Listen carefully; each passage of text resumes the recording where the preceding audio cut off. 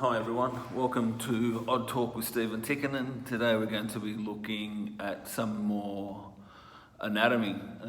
Last time we looked at the anatomy, we looked at the vertebral column. This time we're going to have a look at your clavicle, your scapula and your humerus.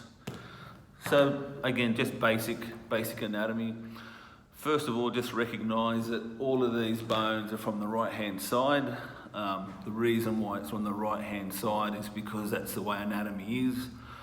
It's also because the right hand side is known as the dexterous side and the left hand side is known as the sinister side. So we're a little bit of religion there, okay? We're working with God and so forth, whether, it's up to you. So here we have our clavicle, a collarbone. Clearly see that it's an S-shaped bone. This is the sternal side. This is the acromial side. The sternal end's big and flat, whereby the acromial side is flattened out. Okay, so it sits in the body like that. Okay, so that's how it sits. If I turn it like that, basically it wiggles up and down. So it's like that. So the clavicle goes forward, then back. Okay, so again, it starts from the manubrium, the sternal side, and then it goes to the acromial side and it sits in your body like that, and it's got that curve in it, and it just wiggles up and down basically like this. We then come to the scapula. So this is how the scapula sits in your body. It's the right scapula, okay, so it's got this surface here, this subscapular fossa just sitting in this place over here. On the top here we have a superior angle, down the bottom here we have an inferior angle. When we look at it, this is the medial border, this is the lateral border because your humerus would hang off from there, so that's your lateral border. Here we have your coracoid process, here you have your acromial process, this little section up the top up here. This is your coracoid, this is your acromial. Okay, this is your superior border. As I said, that's your lateral border and that's your medial border. So that's basically the structures on the anterior or costal side, costal for your ribs. Okay, we then turn it, so now we're looking at the posterior side. And again, we can see the acromion up here, but then we can see the spine of the scapula just here. In this area just here where the border and the spine of the scapula meet, it's the root of the spine of the scapula. Okay, on the top here we have the supraspinatus fossa, and down here we have the infraspinatus fossa just sitting in there. So again, this is the lateral border and this is the medial border, and if you have a look, it has a curve to it, so it basically follows the structure of your ribs.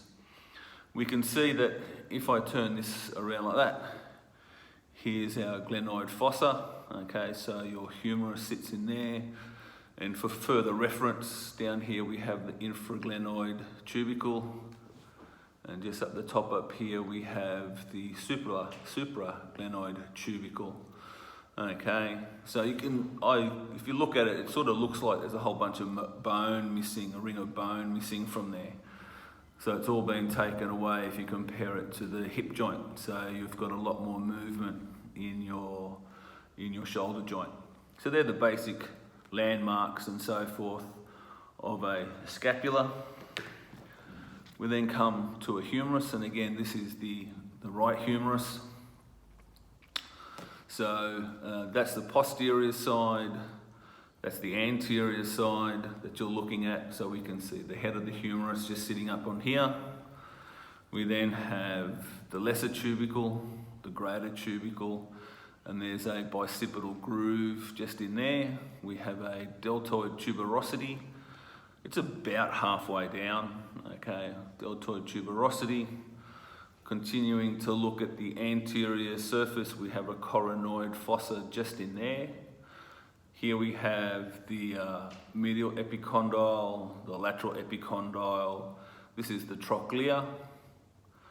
This section just here. This is the capitulum.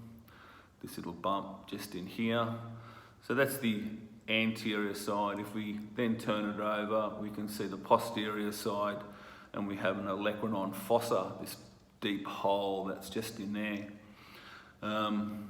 As far as necks are concerned, so we have a surgical neck, which is that bit there, and then just below the head of the humerus, we have the anatomical neck, okay? So that's the head, bicipital groove. Here we have the greater and lesser trochanters, coronoid fossa, the lateral epicondyle, the medial epicondyle, the trochlea, the capitulum, the olecranon fossa, okay, surgical neck, anatomical neck. So they're the basic structures of the humerus, okay, again, right hand side, get the scapula, that basically sit into there like that, okay, allows that to move like that. And if we put the scapula in the right position, what you may notice is that the angle between the scapula and the clavicle is 90 degrees. So, a bit hard to show you, but it's about a 90-degree angle, okay? So it's about a 90-degree angle. Most people don't realise that there's that 90-degree angle there. Okay then, that's the anatomy of the clavicle, scapula and humerus for today. If you have any questions, email me at coach@oddsocks.com.au, and I'll see you next time. Bye.